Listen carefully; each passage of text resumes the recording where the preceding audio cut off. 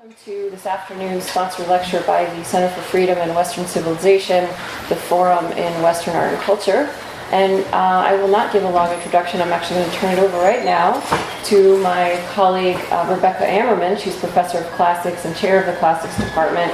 Some of you may know her. Some of you may have traveled with her. If you haven't yet traveled with her, you probably will. And I hear amazing things about her study groups and her archaeological digs all over the Italian peninsula. So I would like to give Professor Ammerman a warm welcome so that she may introduce our distinguished guest, Professor Margaret Miles, Professor Emerita of Art History and Classics at UC Irvine. Thank you.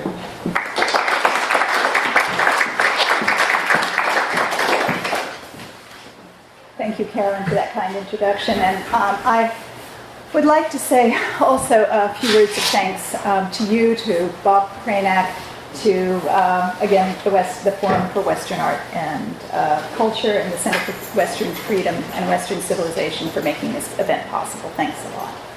Okay, now for a few words about our distinguished speaker, Margaret Miles. As mentioned, she's Professor Emerita of Art History and Classics at the University of California, Irvine, and an archaeologist. And so I would like to say that we learned something yesterday from Professor Miles when she noted that she has already been to Colgate in 1992 on the occasion of a celebration of the 2500th anniversary of Athenian democracy, which was a symposium put on by the Department of Classics in that time. And so, given that past history, it is extremely fitting that today she will be speaking to us about one of the visual icons of Athens during the height of its democracy, and that is the Parthenon, the temple that rises there at the high point of the city of Athens, a temple dedicated to Athena Parthenos, or the maiden. Now, the title of her talk, Conserving the Parthenon, Temple, Church, Mosque, Ruin, or Photo Op, promises a very thought-provoking journey that will consider the challenges that the changing identity and role of the building present to us today in the 21st century, I imagine. So, Professor Miles is in some ways like the Parthenon, ageless. Okay, I've known Margie since we were both graduate students. We can't remember if we met in Athens or in Rome or somewhere else in the Mediterranean, and it could have been in any of those places because Professor Miles has had a very long and distinguished career, garnering many honors and positions that take her to the Mediterranean and to those classical lands. I can only mention a few of those honors here. She's had a National Endowment for the Humanities Fellowship on 2 occasions, a Rome postdoctoral prize at the American Academy in Rome. She was Mellon Fellow at the Institute for Advanced Study at Princeton, and for 6 years, from 2008 until 2014, she served as the first woman to hold the Andrew M. Mellon Professorship at the American School of Classical Studies at Athens. In other words, she's a spunky lady who has broken a glass ceiling. Okay, and we have someone else here well, we have many people here who know Margie and know about her. I too was extremely fortunate because during her first year as Mellon professor, I was a Whitehead, and I was able to accompany Margie on all kinds of field trips around Greece and listen to her speak about her very own, research on so many different places, including the Temple of Nemesis, which is sort of divine retribution at Rhamnus and is linked perhaps with the defeat of the Persians at Marathon, or the City Eleusinion, which overlooks the Agora of Athens. And she has also published a definitive work on that, and I know many of my own students over the years have consulted that for their research on the goddess Demeter. And she has also published a work that many of you are familiar with, which shifts from her publications on archaeology and architecture to another topic. The book is entitled Art as Plunder, The Ancient Origins of Debate About Cultural Property. And thus she has also enhanced our understanding about the ethics involved in cultural property over time. And I would say for those of you who are Latinists okay, in the group that she takes as her starting point the orations of Cicero against that corrupt Sicilian governor, Verres. Okay, so many of you may have read portions of those.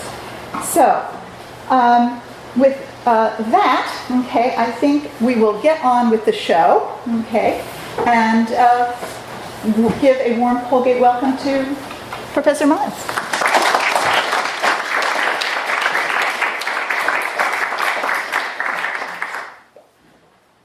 Thank you, Rebecca, for that very, very nice introduction. And also, I thank you and Carolyn for inviting me here. It's a pleasure to be back here in Colgate and see so many friends and even a former student. So it's really great to be here. Now, is this too loud or is it, it's okay? Perfect. Okay, great. So here it is. Just on the beginning of winter, snowy and cold outside. I spent about a half an hour this morning walking around downtown. Very charming. Especially I enjoyed the antique shop.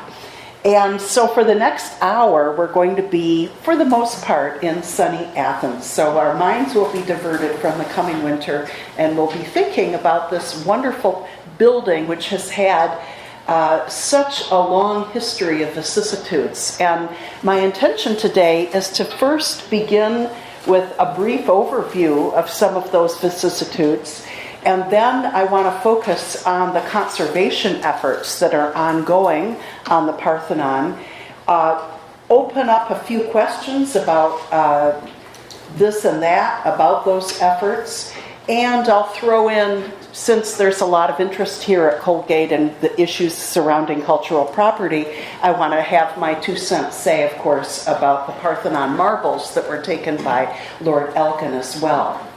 So this is an endless topic, open-ended, and I'll welcome your questions as we go along for it.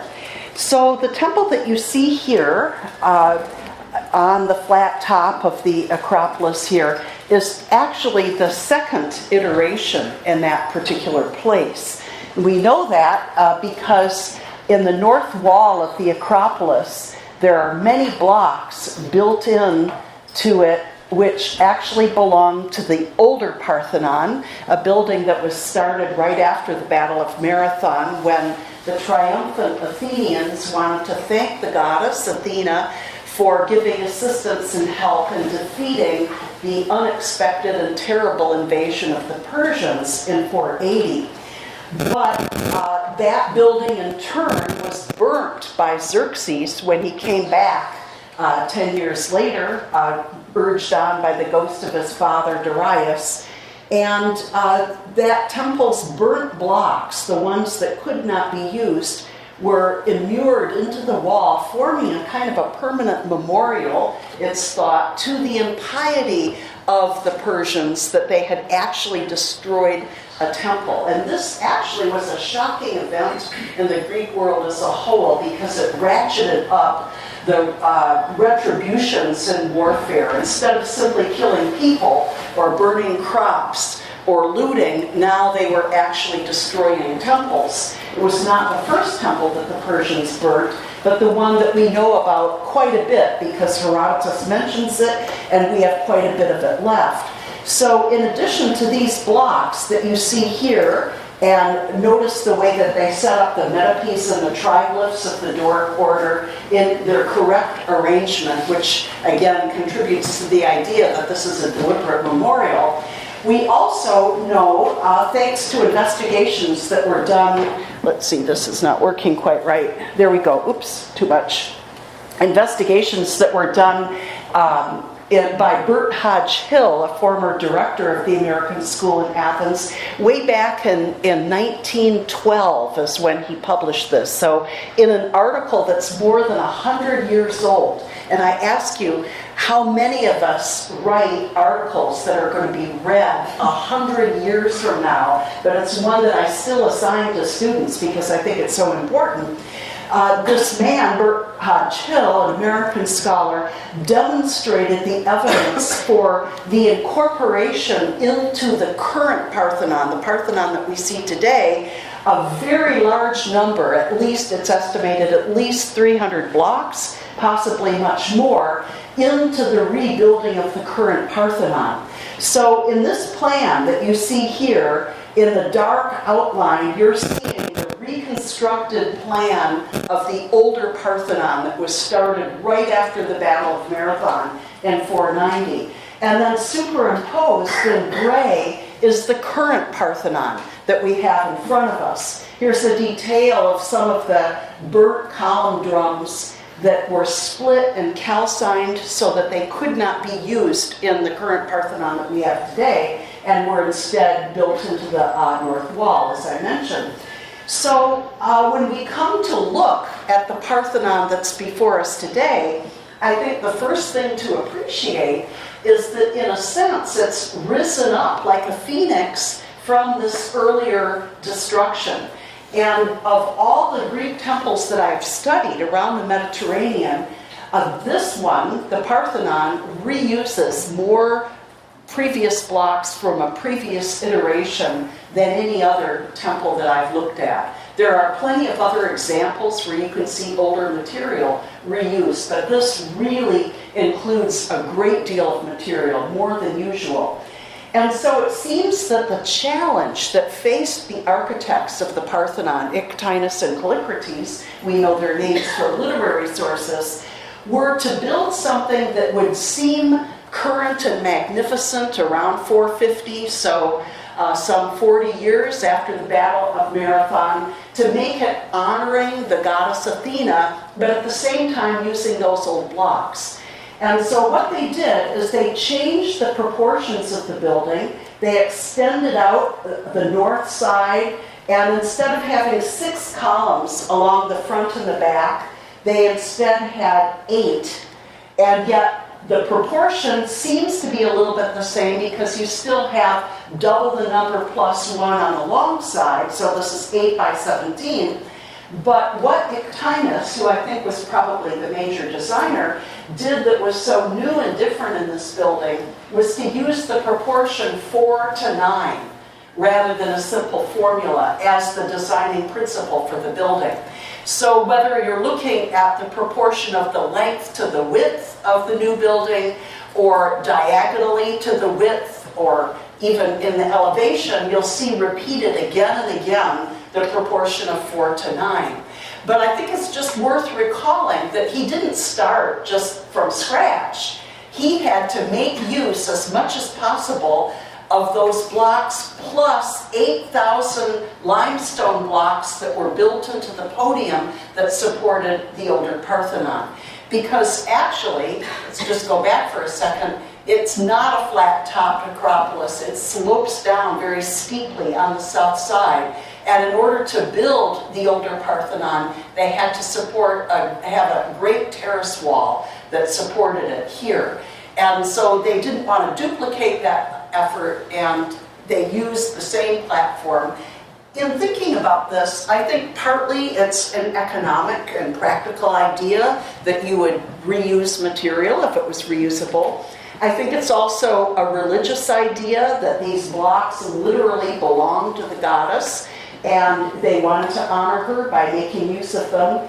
But there was also this sense of everything being the property of the goddess that had to be used one way or another. We know that because when the Persians invaded, they actually knocked over a lot of statuary. That's why we have so much well-preserved archaic sculpture, even the color still on it, that was piously buried in various pits along the sides of the Parthenon and elsewhere on the Acropolis. So I want to emphasize that the Parthenon, as we think of it as a mid-5th century temple, actually rose from the literal ashes and burnt, cracked blocks that belonged to a previous building. And in the course of the renovations that began in the mid-70s, the then architect in charge, Manolis Korez, by studying all of the pieces in a way that had not been possible, I'm now zooming forward to the 20th century, he actually made some new discoveries, things that we didn't know about the Parthenon, that I didn't know about when I was a student, that are really kind of interesting. And I want to point out a couple of the new details, new knowledge about this very old building that have emerged as a result of the conservation effort. The most important one, I think, is that the Parthenon had windows. And we didn't know that before. But there were two large windows that were on either side of the large door, which itself, we know from inscriptions, was covered with chryselephantine panels. Chryselephantine means made out of ivory and gold. And I would suspect these were probably figured panels, much like the doors that you can see in Florence with scenes on them. And those are gone, of course, but we have a good part of this doorway remaining. He also discovered that there was a service stair that led up to the attic. And there was must have been a little stairway here. He's found the actual blocks because the wall at that point is thick enough to accommodate a stairway that goes up to the top. He also discovered a little shrine that existed before the current Parthenon was built that is in the side here. And there are some other details that have not yet really been discussed as thoroughly as they should be. And that concerns sculpture. He's found that the famous frieze that wrapped around the interior building here, in addition to the metapiece that were on the exterior, probably continued across the door.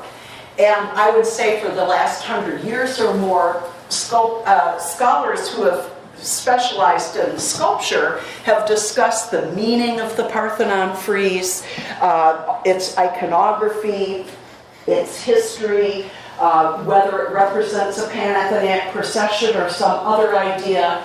And they have done so on the basis of existing sculpture, which of course is appropriate. But now we know that actually the things that are considered missing from the Parthenon frieze could have been depicted running up above the doorway that you see here. Now, one of the innovative things that Ectinus did in extending the plan of the building to the north and making it a wider building was to have this wide cella here, this inner building with inner colonnade needed because of the great width of the interior of the building, wrap around the image, creating a kind of an ambulatory here. And this is something that you can best appreciate if you go to Nashville. I had the pleasure of going there a few years ago and seeing the imitation Parthenon that was built in the 1920s to exact specifications so that you really do get a sense of the space and the interior. And I was really stunned by how large the interior seems. And I've often told students that, but to feel it kinetically, this is the kind of thing you need to experience in the building itself, was really, really quite wonderful. Because the last time that I was inside the Parthenon when there were no cranes and no workmen was back in the 80s. So it was really nice to visit the Nashville Parthenon and have that experience.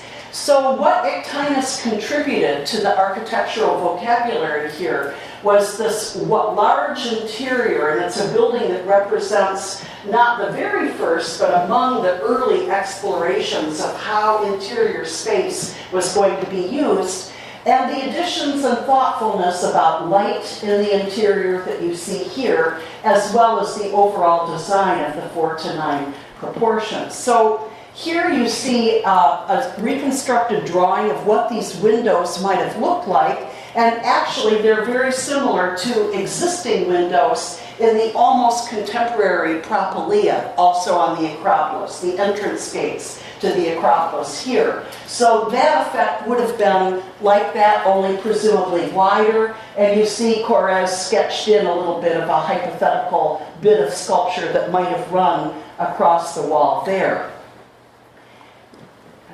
Yeah, okay, so here you see a very nice computer reconstruction that I found on the web, and the reason I like this is because whoever did it knew about the light coming in through the windows.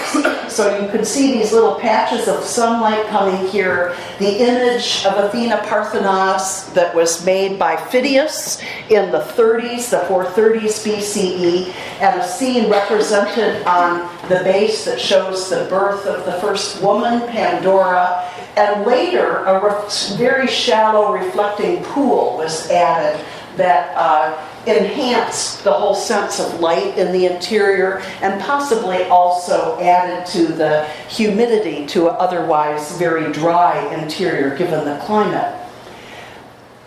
Thucydides remarks when he puts into the mouth of Pericles a speech encouraging the Athenians as they were facing war with the Spartans that they need not worry about money because there were some 44 talents of gold that made up the drapery of the image. And apparently the gold drapery was made so that it could be hooked on but then taken off. First of all, so that it could be weighed to make sure that nobody was scraping some off and stealing it, but also so that the Athenians, in time of duress, could actually melt the gold and use it if they needed to, as long as they paid the goddess back. And that comment has given rise to the suggestion that it's not really a cult image, it's more of a gold reserve. But I think that that is rather a flat and rather crude interpretation of what Thucydides and Pericles really had in mind. Excuse me. I do think that this was definitely a religious building that was an offering to the deity. So you see another good thing about this reconstruction is that it does show you some of the color. The other thing that I wanted to mention here is that other vicissitudes occurred to the temple even in antiquity that you could consider not necessarily positive. Alexander the Great, who had a rather troubled relationship with Athens, tried to maybe make a gesture of peacefulness by sending some captured gold shields that were put up on the architrave here. And that's what these dowel holes that you see here were for. So that was an addition which seems a little bit narcissistic in some ways, looking at it from a modern point of view. Here's a detail of what that looks like, these large dowel holes here. And if you look closely, you'll see some little pinholes in between. In the early 20th century, a student at the American school was able to go up in a bosun's chair and take a squeeze of those pinholes. And it turns out that they're pinholes for a bronze inscription of around 61 after Christ, honoring the Emperor Nero. And he was actually very pained to discover this and never really published it thoroughly, but it has been studied subsequently. And he says that he, in a letter to his sister, he wrote that he was sorry to have wrested from the bosom of the Parthenon its shameful secret, that the Athenians had kowtowed to the Emperor Nero by, in effect, dedicating the building to him. And that suggests that the Athenians had gone to great depths at that point. While I have this slide up, I want to point out how mutilated the metopes look here. Here is Helios with the horses of the sun, here rising up out of the sea. But you can barely make out some of the figures unless you have the assistance of a drawing or somebody to tell you what's represented. And some of that destruction was deliberate, dating from the time when the temple was turned into a Christian church. And some of the heads were chopped off, and figures, because of iconoclasm and ideas about that, meant that some of the sculpture was destroyed at that particular period. Now, in antiquity, probably one of the worst events was a terrible fire that occurred, and Manolis Korres drew this to illustrate the effects of that fire that caused the woodwork of the temple to collapse. Here's a person for scale standing up in the back, and this wood structure that you see here that looks a little bit like a cross was actually the central shaft that supported the statue of Athena in the center, and that was rebuilt, and eventually the statue itself was carried off to Constantinople and used in an art collection, but eventually it was lost, probably during the Fourth Crusade in 1204. But meanwhile, back in Athens, this fire is now dated to the late 3rd century by Lina Lambrino, who studied the evidence for the fire for her dissertation. And she thinks it was caused as part of the general destruction in Athens by a group of outsiders called Herulians, who swept down and destroyed a lot of buildings in the Agora, the city center, as well as burning the Parthenon itself. But at that point, most Athenians, after they recovered from this invasion, wanted their temple to be repaired, and it was repaired. And this is the evidence that she used to document the fire and its repairs. So the temple continued to serve Athena for several more centuries. A new statue was made. All of this was cleared away. They got new timbers. The inner colonnade was so destroyed that it mostly got chewed up and used elsewhere, but they robbed another building that had been partly destroyed by the Herulians and used columns from a Hellenistic stoa, a colonnaded porch, to fit out the interior again. So it was rebuilt after this terrible event. Here you see one of the pieces of evidence that Lina Lambrino used. This is an upside-down marble Doric capital, and you see a series of dowel holes on the side here. All of that represent Roman period repairs of the late 3rd, early 4th century after Christ, when they were deciding to rebuild the temple, even though it had undergone that destruction. At some point, and it's a matter of scholarly controversy exactly when, either in the late 6th century or the early 7th century after Christ, the decision was made to turn the Parthenon into a Christian church. And it was going to be dedicated to the Virgin Mary at Athens. So it was called Ipanagia Athenotissa. That she was going to be part of Athens, and they were going to use this now as the central cathedral in Athens. And in order to do that, there was some further destruction. First of all, they had to punch a door through the back. So this doorway was created. And the reason that they had to do that is obviously because in a Christian church, the apse is usually on the east end, which would be the front entrance in a temple, because the rays of the rising sun would come into the temple, particularly on the deity's birthday. In some temples, that's not true of all temples, but some temples. So what they did was to punch out some of the frieze over here and build an apse out that enclosed what had been the front doors. They punched a door in the back that would now be the main entrance. And you can see how they made this into a Christian-style basilica with a narthex and an exonarthex by adding side doors here, punching 3 more doors through the back cross wall here, and then even adding an ambo into the church as well, so that it could be used for Christian liturgy. And the next slide shows you what that looked like from the east. So here you see the outside of the new apse here. The windows are still there. Another thing that they did for the roof, because the original roof was gone at that point, was to punch windows through the frieze that you see here and build a new roof just over the interior of the building. So at this point, 7th century after Christ, we have a freestanding peristyle that runs around the temple, now a church, and then we have a roof over the interior here. So it was used for Christian services for many centuries, and there is a recent book that wants to emphasize that particular part of the history of the building very much because of its long duration. But after the Turks conquered Constantinople and defeated Constantinople, Athens was their next objective.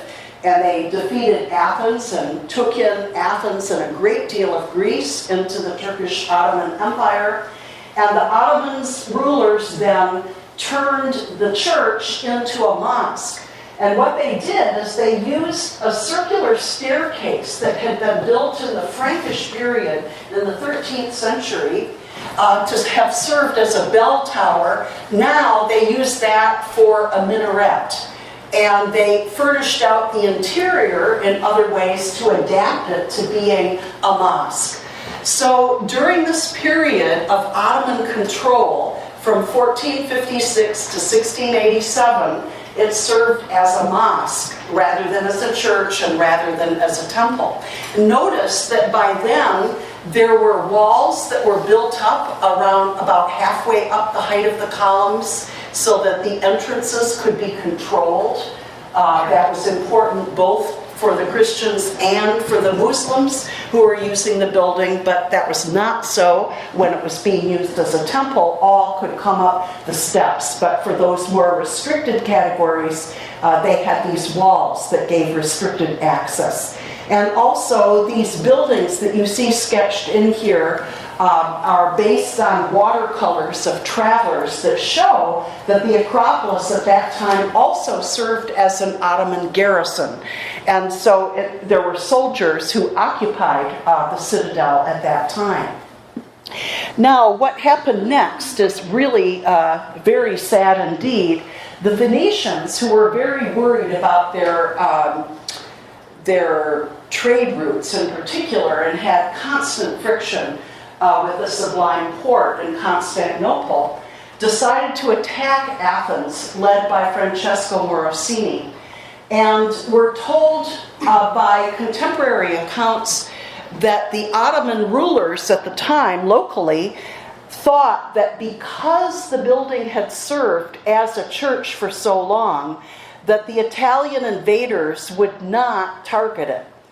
And so what they did is they used it to store their gunpowder, and they also put the Pasha's wives and many children into the Parthenon here.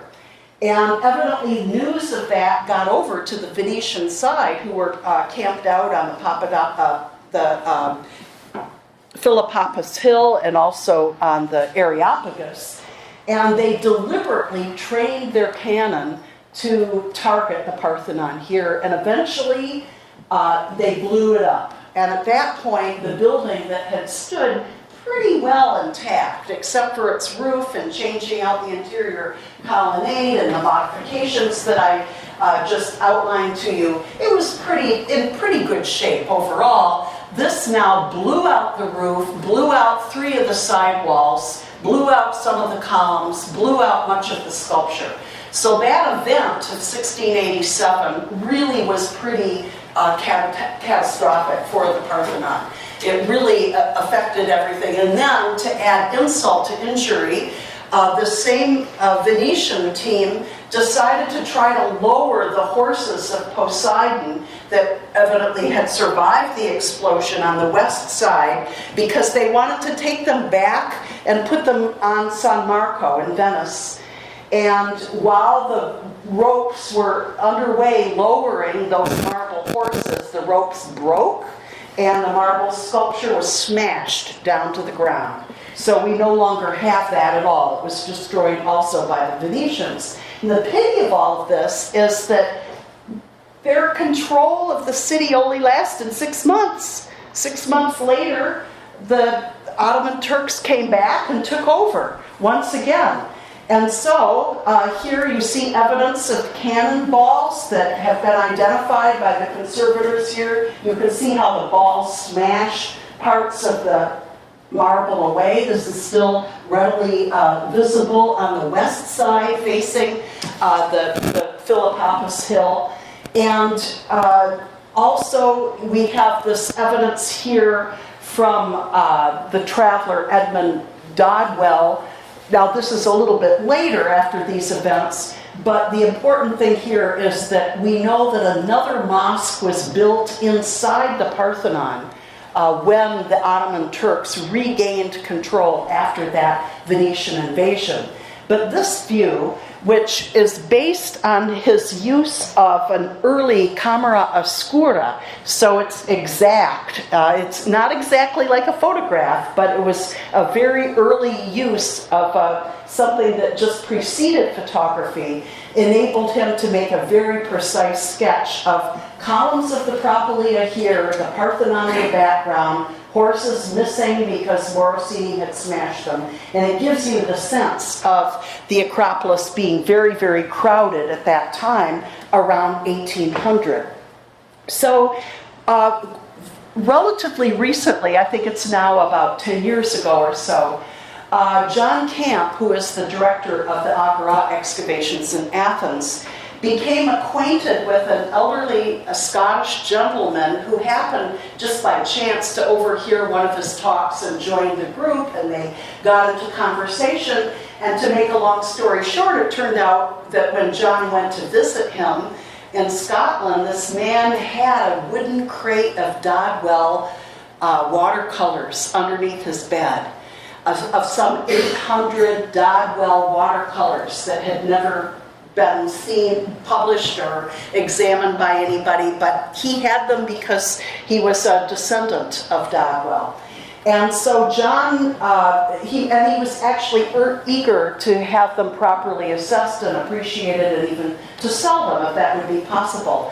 And John arranged for David Packard to purchase them, and so now they've been in exhibition both at the British Museum and at the Getty and various other places, and there's a beautiful publication of these as well. But among those watercolors, germane to what we're talking about today, is this one that Dodwell made, showing Lord Elgin's men and his agent Lucieri up on the top of the Parthenon, lowering Metopes down to the ground here. And in this watercolor, you also see the substitute, much smaller mosque that was constructed in the middle of the Parthenon after it was blown up. So this gives you a very vivid idea of what it looked like when Lord Elgin's agents were actually undertaking the work. And I just wanted to share with you very briefly a short quote that he writes in one of his journals. He speaks about his inexpressible mortification of being there when the Parthenon was being despoiled. And he really deplores the fact that here the building, the sculpture had survived the iconoclasts, it had survived being turned into a church, it had survived being turned into a mosque, it had survived being bombarded by the Venetians, and now Lord Elgin was going to do the damage that had not been done by those earlier people. And the classic confrontation came about between Lord Elgin and Lord Byron, who was also in Athens at that time. Apparently the requirements from the Sublime Porte to allow travelers from Western Europe to Athens, which was still under Ottoman control at that point, had become loose enough so that people like Lord Byron could travel there. Elgin's role in this was that he was actually the British envoy to the court at Constantinople, and he claimed that he had permission to remove marbles. And there's quite a bit of debate, as I'm sure many of you know, about whether that permission really extended to taking things off of a still existing building. Now, the two men actually didn't know each other, but Lord Byron did do the courtesy of writing to Lord Elgin and warning him that he was going to publish something that he might not particularly like. And just as an example of this poetry, I just give you one little stanza here from Childe Harold, in which he says, "Cold is the heart, fair Greece, that looks on thee, nor feels as lovers over the dust that they love. Dull is the eye that will not weep to see thy walls deface, thy mouldering shrines removed by British hands, which it had best behooved to guard those relics, never to be restored. Cursed be the hour when from their isle they roved, and once again thy hapless bosom gored, and snatched thy shrinking gods to northern climes abhorred. Now this poetry was very, very loved by the British public at the time. And so when actually just on the eve of Waterloo, Lord Elgin offered to the British Museum the marbles he had collected for purchase, it really was very controversial, and he almost did not succeed in selling it to them.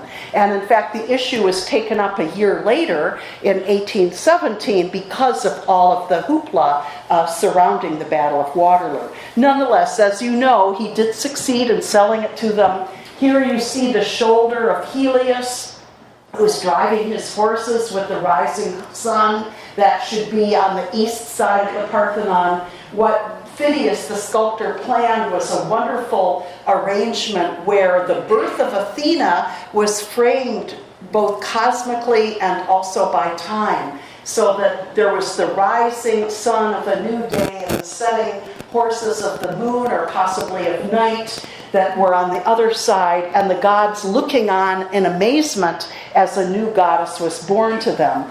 And so this was properly part of the East Pediment.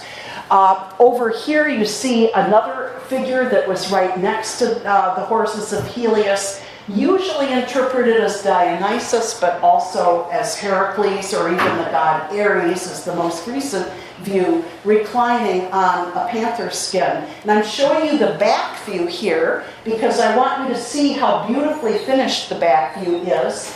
And also because this particular group of sculptures are among the very few that were not scrubbed by the British Museum in the 1930s. Duveen, who had given a donation to fix up a gallery in the British Museum for the Parthenon marbles, thought that they should all be bright white. Now, we've known since the 19th century, thanks to finds in Sicily on Greek temples, the Greek temples were very colorful. Everything was painted, especially the upper part of the building. And the roof as well, with decorations that were very, very colorful. And there was just no doubt, and people had argued about it in the middle of the 19th century at great length. But this man was quite old-fashioned in his views, and he thought marble should be shining white. So the original surface on many of the Parthenon marbles was scrubbed off with copper and is now gone, completely gone. But the back of this figure, the back of the goddesses that you see here, and the shoulder of Helios that I just showed you here, that that is some of the original patina, which potentially could be studied, and certainly ultraviolet light and all sorts of things could reveal whatever kind of pigment was being used there. So I thought it was important for you to see the back, also so that you see that the idea of the sculpture is to honor the deity, so they're carving the back even though they don't expect anybody to ever see it. But today, of course, you can. And this is the good thing about their being in the British Museum, that 7 days of the week you could walk in and you could photograph very freely. I think I need to point that out because, to my astonishment, many of my archaeological colleagues feel as though those marbles ought to stay where they are, even though I think the bulk of opinion is that they need to be returned to where they belong.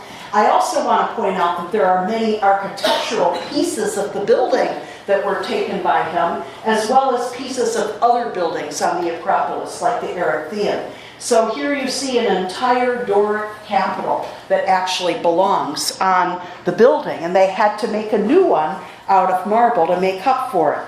So there you see the major vicissitudes that occurred. There's one more that I'll be telling you about in just a bit that happened in the 1930s.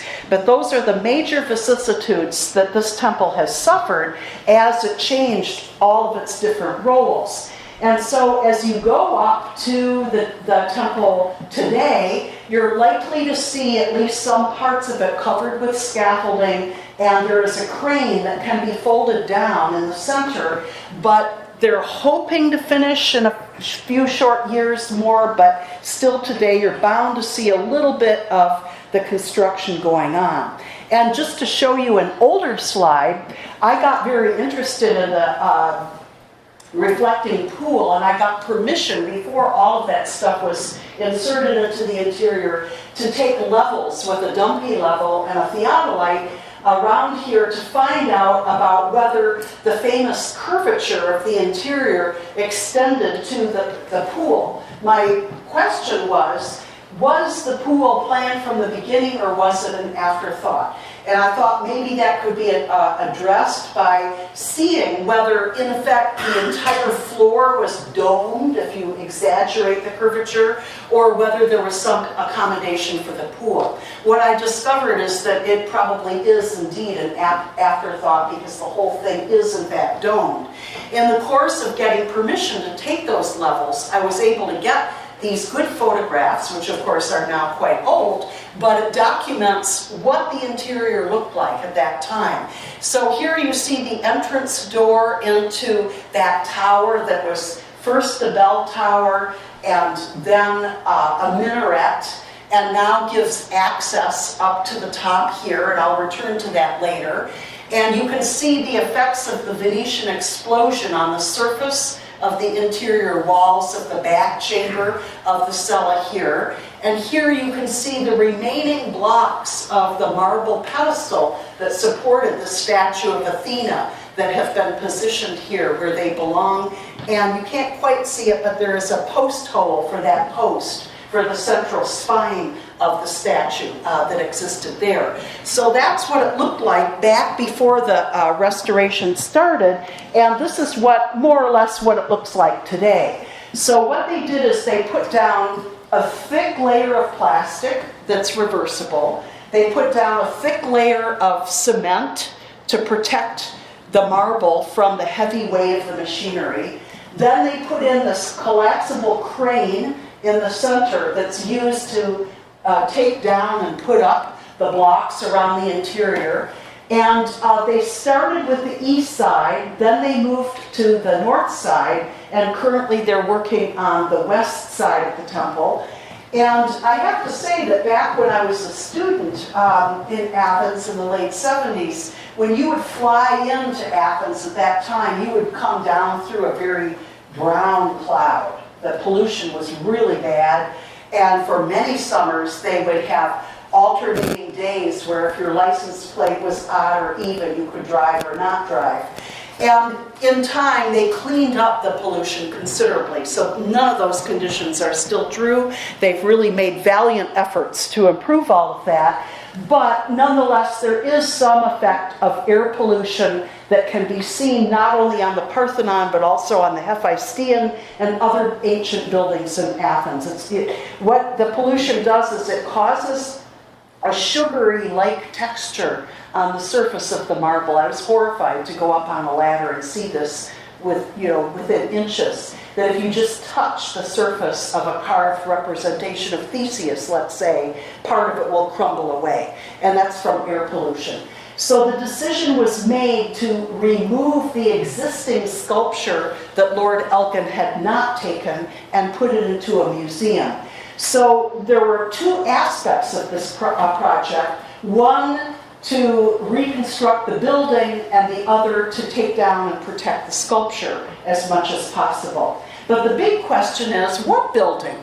Are they going to reconstruct it as it looked after it was finished and dedicated in 438 BC? Or are they going to reconstruct it after the Herulian sack and that rebuilding in the late 3rd century after Christ? Or as a Christian church, which it did serve as for around 1,000 years? Or would they reconstruct the mosque part or leave that out and just absent that? Now the attitude of the mid-19th century after the Greek War of Independence was that the entire Acropolis should be reverted back to the 5th century BC, because after all, that was the glory time of Athens. So they had a concerted ideology of taking everything back to the time of Pericles, when the Acropolis was, as they said, cleaned of all of the medieval Byzantine and Ottoman accretions. That's their words, not mine. So a lot of that later history was totally erased and removed. And so the conservators today in the 21st century had to make a lot of decisions about how much should they put up. Do they want this to look like a Disneyland? You know, should it be a completely reconstructed temple with just a little bit of the original there? Or, again, remember the older Parthenon that I talked about too. Do they want it to be rebuilt like that? You know, yet another Parthenon? And so this has been an ongoing debate about just how much. And the people in the debate are almost all Greek nationals, because although they have accepted funding from a variety of international sources, and the EU in particular, they feel, and I feel rightly so, that it's up to them to decide. So since about 1980, there's been an ongoing debate at every step of the way, and this is why it's taken so long.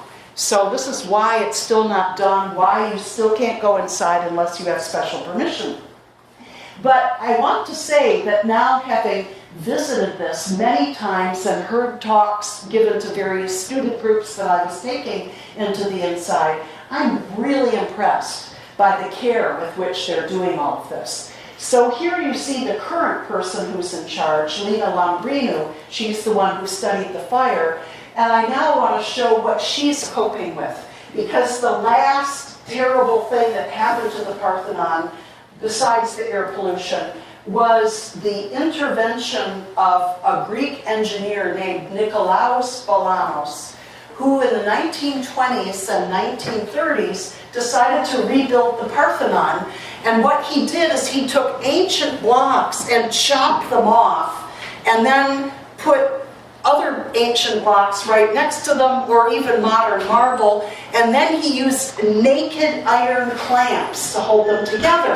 And in antiquity, they all knew that iron rusts. Duh, they knew that since the Iron Age. They knew that iron rusts, and that you don't just put naked iron onto marble without causing terrible damage. But because of those clamps that this man used and had his crew install, much further damage was created, and all of that is being replaced by titanium, which it is thought will serve the test of time. Here's a detail of that, where you can see Balanos' clamp cutting, his intervention here into a Geisen block, and the rust that ensued there. And here you see two ancient clamps on the Parthenon. These are actually ones that I took way up at the top when I went up those steps. And you can see that in lots of places actually in the temple, the ancient iron clamp is still in situ. It's still in its original position. And you can see how they poured molten lead around the entire thing to cushion it and to make sure that it was protected, that the marble would be protected from the effects of the lead. Here you can see how they took a chisel and they tamped down the molten lead, and then they put another block on top of it. So this is the proper way to set a double T-clamp, not the way that he did. And so he created quite a lot of damage through all of that. And in this particular, wait, let me back up here. There we go. Most horrific of all, he used these double T-clamps in a place that no architect in antiquity would have used them, on the face of the architrave, in order to hook together these three pieces of this very large architrave block. So here you see the impressions that were left from his horrible intervention into the blocks here. I want to emphasize that this is not merely an aesthetic issue. It undermines and destroys the actual structure of the marble and causes further deterioration and cracking. So the blocks had to be lowered. These so-called repairs of the 1930s had to be reversed. And then new ways of fastening it together had to be devised before the block could be put back up. And in the course of doing all of this, here you see another one of Balanos' T-clamps here. This corner architrave block came down, And look, you can see here a bronze dowel. This is for one of Alexander's shields. And there's another one on this side here. I showed you a view of that from below, but here you can see a detail of the actual bronze dowel that was one of those early interventions by Alexander the Great. You can also see, if you get access up there, to some of the damage from the pollution. So here's a beautifully cut bead and reel design on the top of a triglyph block here. And by the way, you have beautiful examples of classical architecture all over the town. I just saw that this morning. And you can see the deterioration here, but notice how fresh and clean the surface is where it was protected and covered over. And here you see the bottom of an architrave block with all of the corrosion that's on the undersurface here, but where it was protected by a capital, it's just fine. So the air pollution over time is not something that people were just nattering about. It was very real and as a damaging effect.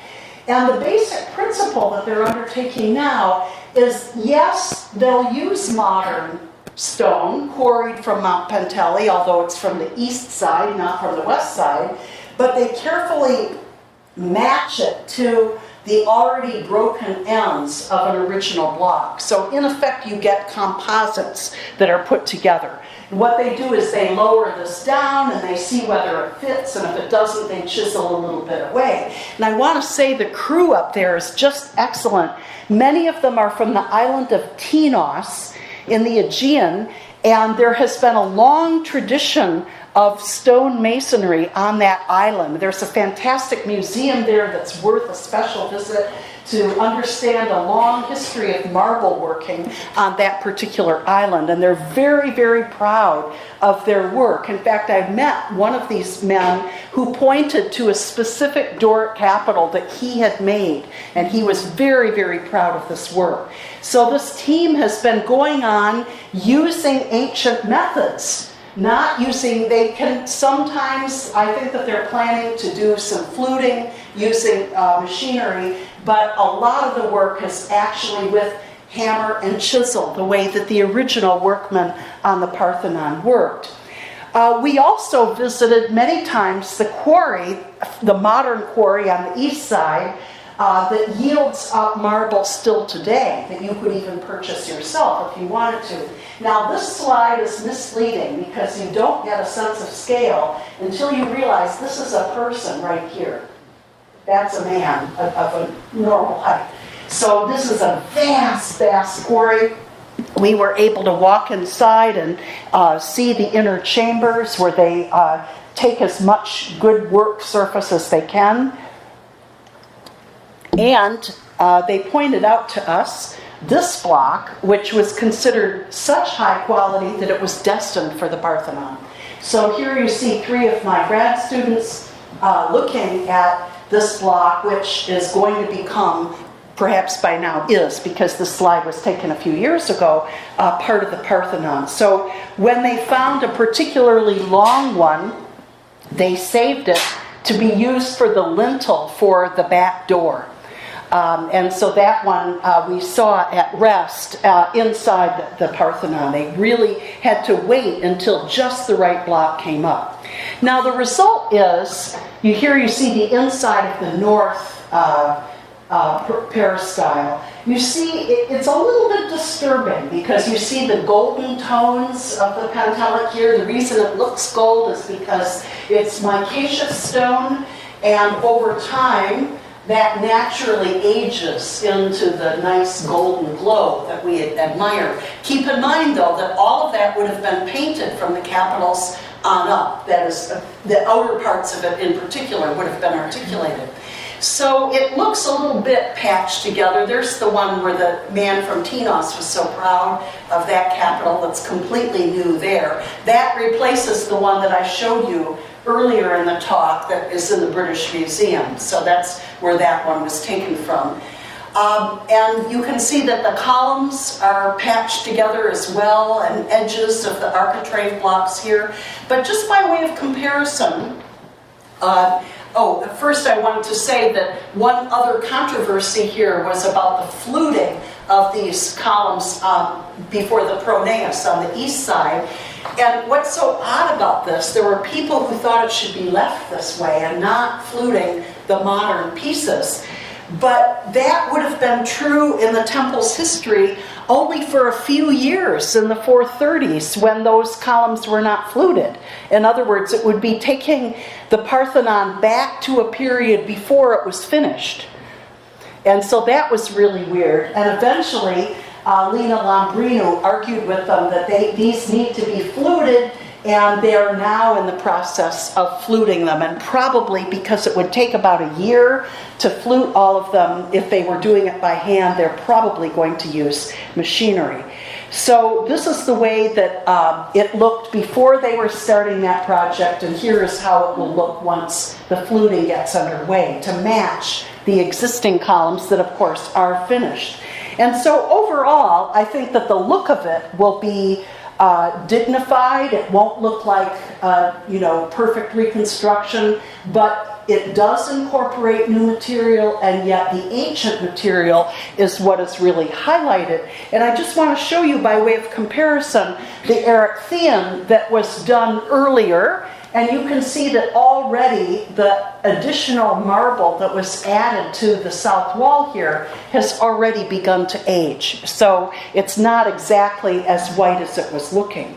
Now, I just want to add to all of this my thoughts about this Frankish tower, which was first a bell tower and then a minaret. We now know that these blocks are ancient, and they were taken from an honorary cenotaph of a late Roman gentleman named Philoppompus. And what we don't know is what's in the interstices behind the staircase and inside. My view as a classicist is I want inscriptions. If there are whole chapters of Athenian history, I want to know about them. But I understand that their point is that this bell tower minaret structure has been there for a very long time. It's part of the building's history, and there are no plans to remove it. So there are differing opinions about what should be done. Here's a view of the staircase that goes up to the top, and if I can, there we go. There's a view of what it looks like when you're on the top of the staircase. You can look down and see the interstice here between the aposthotomus and the peristyle, a little bit of the marble on this side here. It's a little bit of a dizzying effect, but actually it's very similar to what's represented by Sir Lawrence Alma-Tadema, this wonderful painting that I just think is fantastic, where we have Phidias standing here showing off the frieze of the Parthenon to his friends that include Pericles and a little bit of anachronism here, Socrates and Alcibiades. But what I like is the fact that he has properly colored in the sculpture.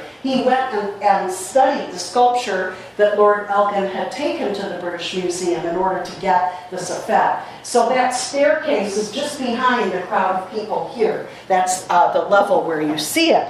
And so you could argue, I suppose, that having some of that sculpture in England has had its own history, and certainly that argument has been made by the trustees of the British Museum.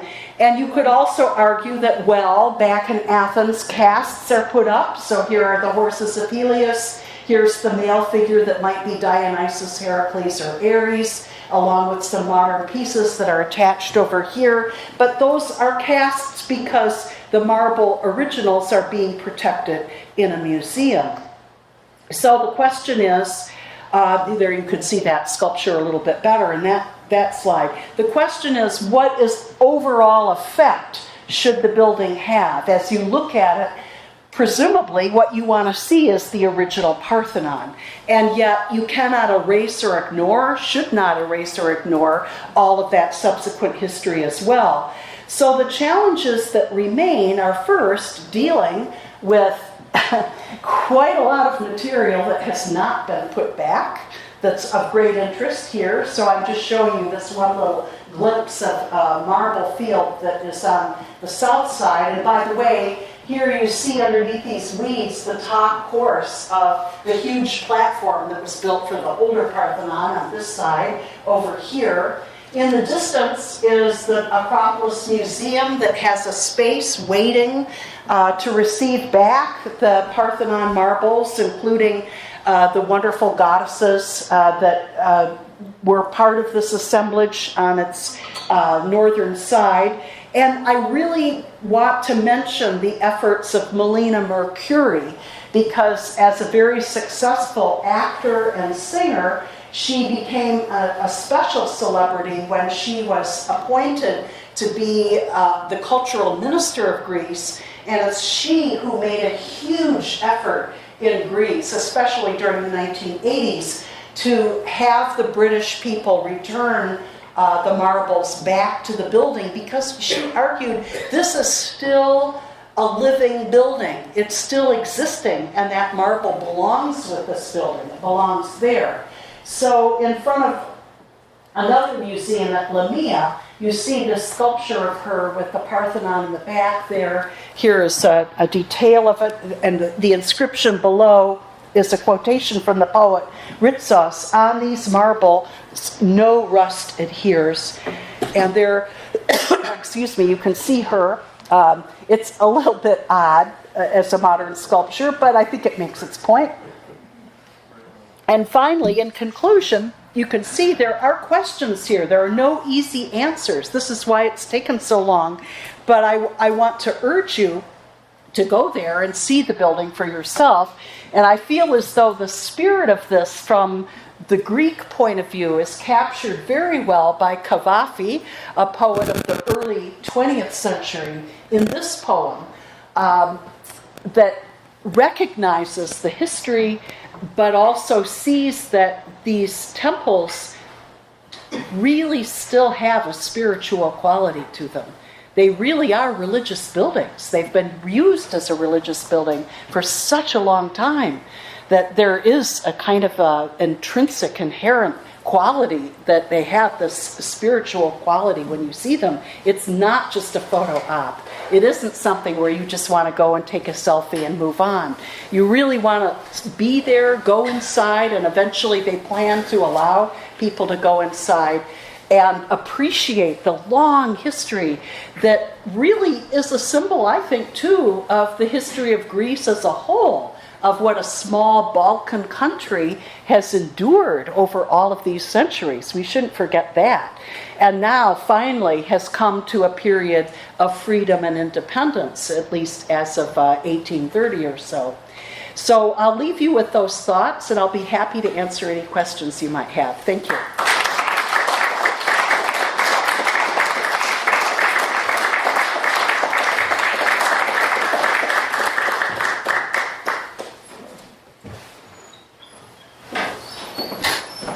Yes.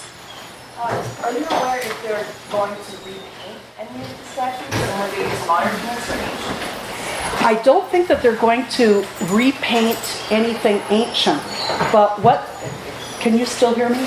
But what they have done in the Acropolis Museum is to make an example next to sculpture that has paint on it and show you what it would look like if it were painted. The problem is that we don't fully understand what the methods of the color were. So, the battery ran out. Okay. So they do the best they can to show you what sculpture would look like with paint on it. And in the British Museum, there is a little exhibit showing you what the architecture would look with some of the color on it. But there are no plans to color the whole thing. What we can do, though, is just use computer projections. That's really the best we can do, to try to recover that aspect. But we really need to stop thinking of both Greek sculpture and Greek architecture as just being white marble, because it wasn't. It was very, very colorful. Yes? Or did you have a question? I do. Are there other questions from the students, though? There's one over here. Yes.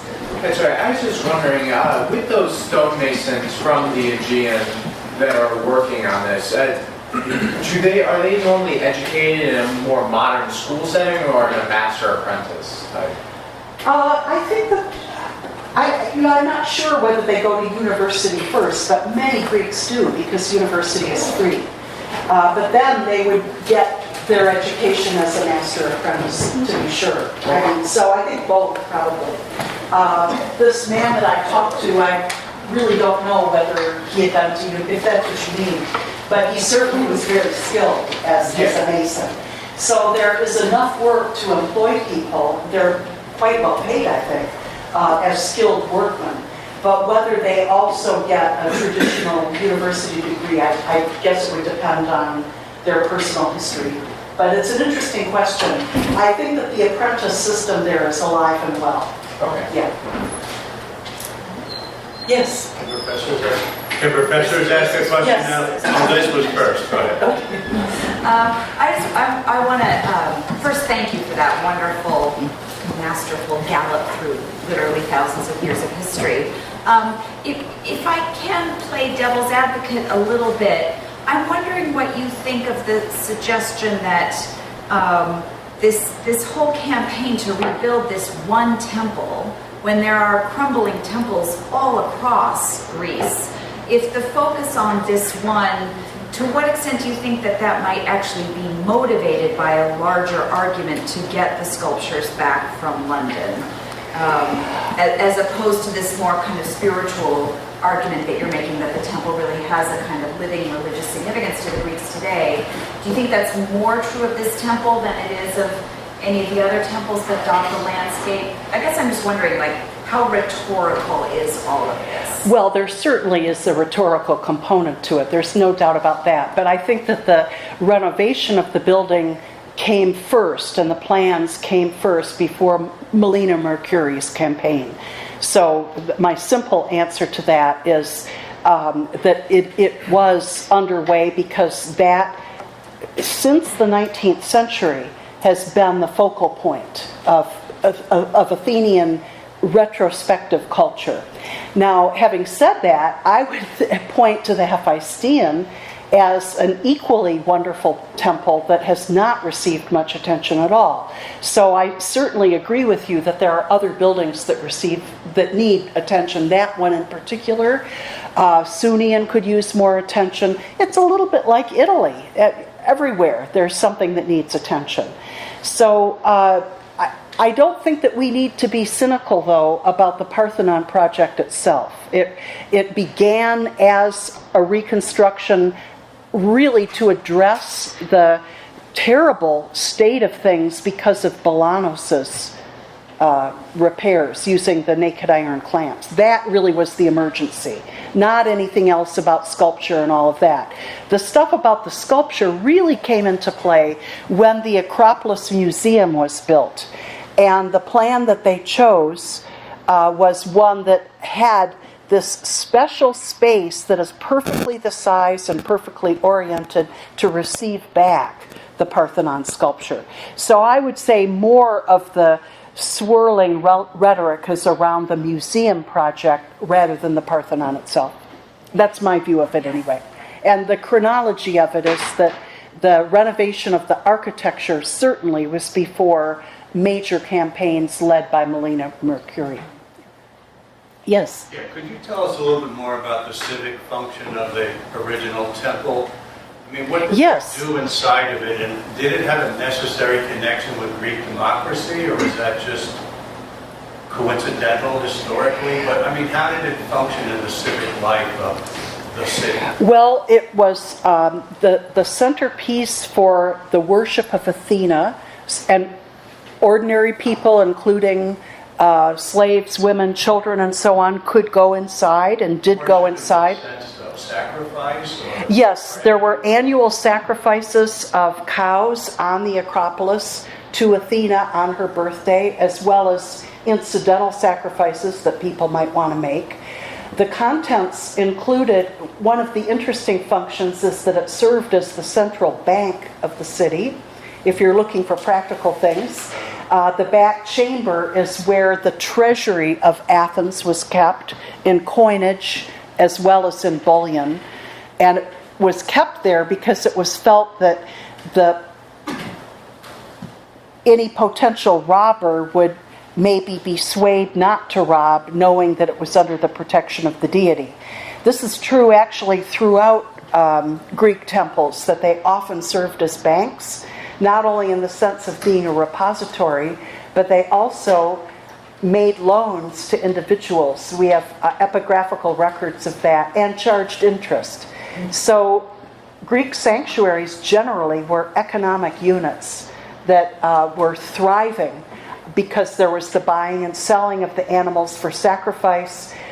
There were priests and priestesses who got salaries paid for by the Athenian democracy. We have an inscription of 424 BC about the appointment of the first priestess of Athena, Nike, Athena in her role as victory bringer.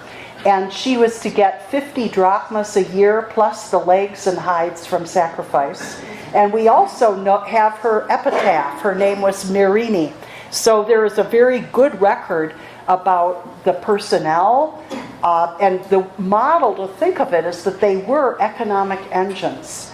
If you want to think about it in a practical way of how it was interwoven with the democracy oversaw that. So elected officials, for example, had the responsibility for weighing all the votive offerings. And fortunately, we have preserved a lot of the inscriptions that tell us there was such and such a fiale, an offering dish, and it weighed so much in silver, listing item after item after item. So we have a good idea of what the contents were, let's say, in the 4th century BC of the Parthenon.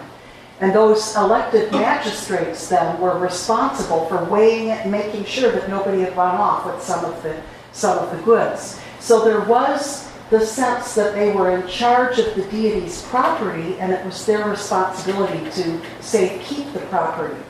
So you should imagine an interior that would be much like an attic or a museum, not a modern museum that's minimalist, but packed with tapestries, hanging garments, old garlands, furniture of all different sizes, shapes, chests that were filled with things, racks with vessels, then military trophies that were offered. So chains from prisoners, spears, armor, all of this kind of thing has been excavated at sanctuaries and is documented in inscriptions tied to the Parthenon.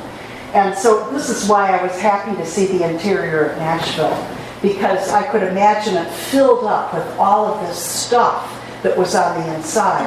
And yet, people would come in and they would make prayers, private prayers, just individually to the deity.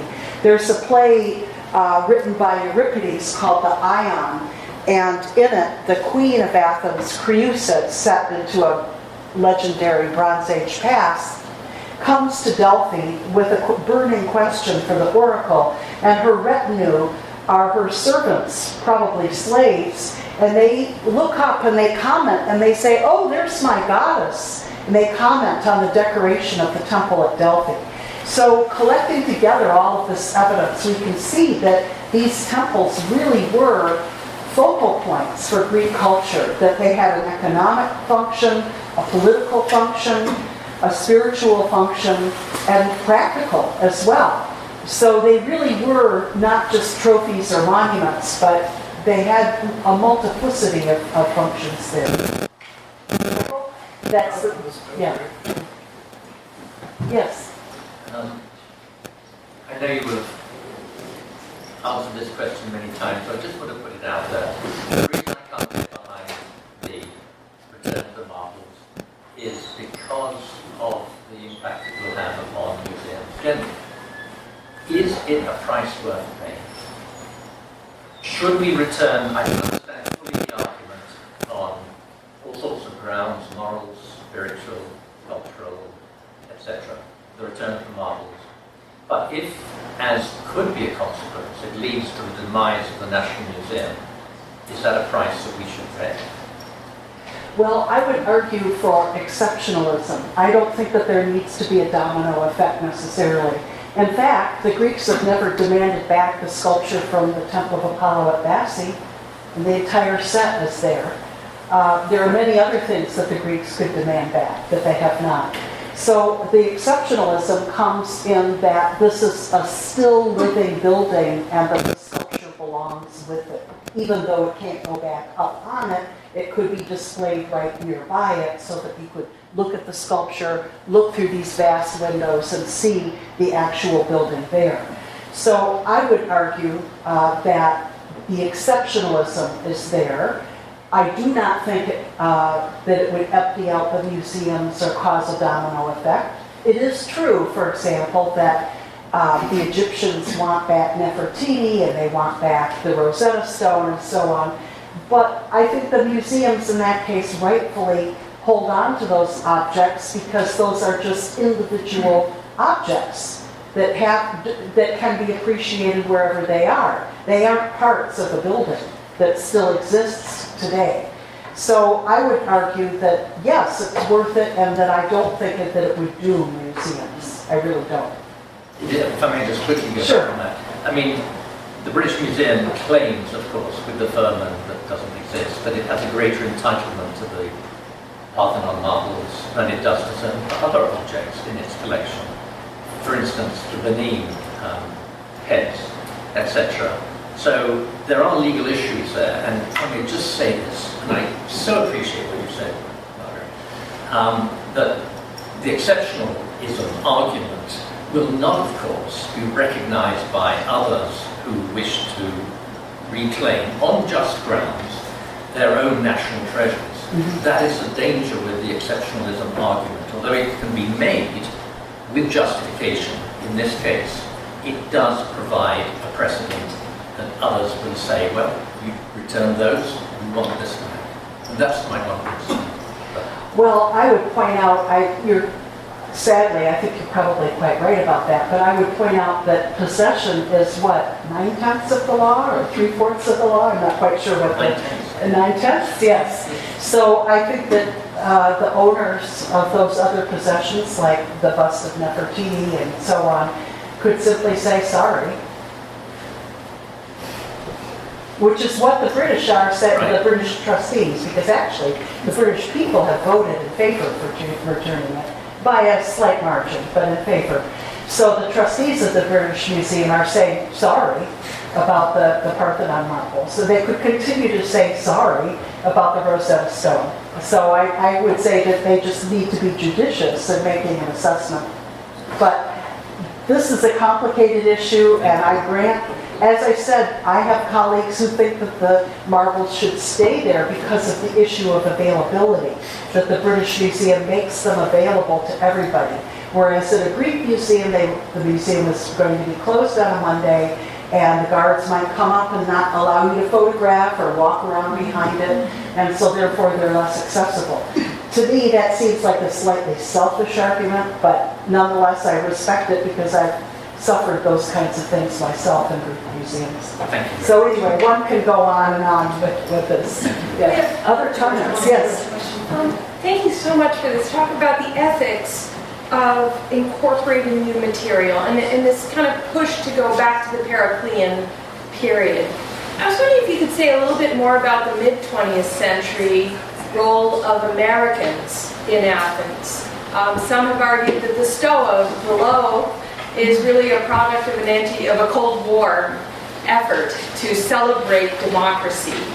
And I was just wondering, as we were approaching the anniversary of the fall of the Berlin Wall, if there's anything related to the Parthenon that is part of this history of the Cold War or in the mid or late 20th century. Yeah, I don't, having studied, you mean the Stoa of Attalus that was rebuilt with Rockefeller and Ford Foundation money. Yes, thank you. Yeah, that money was raised by Homer Thompson to rebuild the building, and the reason the building was a good candidate is because it had been incorporated into the post-Carolean fortification wall so that its foundations were intact and its back wall was intact, and we had many examples of its facade. So it was quite well preserved to start with and simply required fitting out. They were also looking for a museum and for offices for the excavation. So to say that it was a Cold War, that to me, that is so hyper meta, whatever. I don't buy it. Sorry. I mean, knowing the whole history of it, they wanted a museum. They wanted offices. They needed storage for the excavation, which is all underneath the basement. And I don't think anybody was thinking necessarily about rah-rah democracy or we won the Cold War. We're going, actually it's 51 when the effort started. So I don't, that interpretation sounds like 21st century disdain, which I don't buy into. So that's my take on it. Right. So you don't see any kind of that infusion of the benefaction having anything but... Oh, you mean American, as though they are condescending to Greeks? No, I don't think they're being condescending. No, I didn't mean it. And actually, the whole thing was turned over to the Greek government. So that as an excavator there, if I want to look at pottery, I have to ask permission and get a key from Greek authorities. So it all belongs to the Greeks. Yeah, Is that what you meant? No, that wasn't actually, but I know I can ask you afterwards. Oh, okay. Well, I don't need to shut down the discourse. I'm just saying I don't see it as some Cold War thing. I really don't. Maybe that's because I have too granular a knowledge of the personalities involved and the whole history of it. So, I don't think politics was, they didn't care at all. I don't think that was it. But, yeah. Sorry, just looking at this poem up here, there's the emphasis is on the religious history in regards to culture, and I know many in the contemporary Western world, one of the first things that may come to our mind when looking at Greece is the issues of democracy and things like that. I was wondering from the perspective of the modern contemporary Greek population, what parts of that culture they might value differently than people looking in. Is there an increased emphasis on their religious history compared to people looking in, or anything like that? Well, this is a very subjective impression.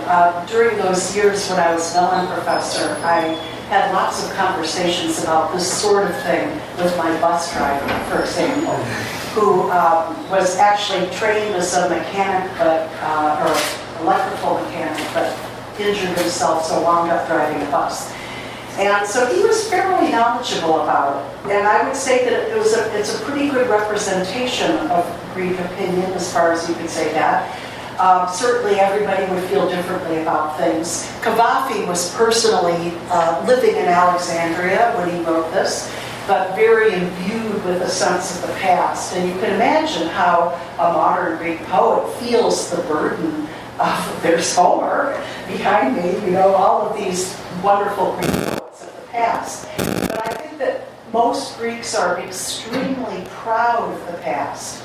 I'm not sure that they see it as spiritual in the sense of a connection with the modern Greek Orthodox Church, but they see it spiritual in the sense of being cultural continuity in that sense.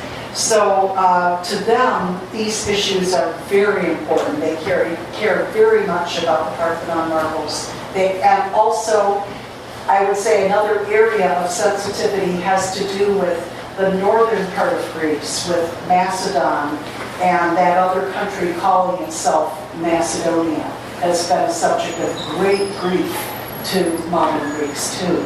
So they do tend to be very careful about their identity, as I suppose most people are.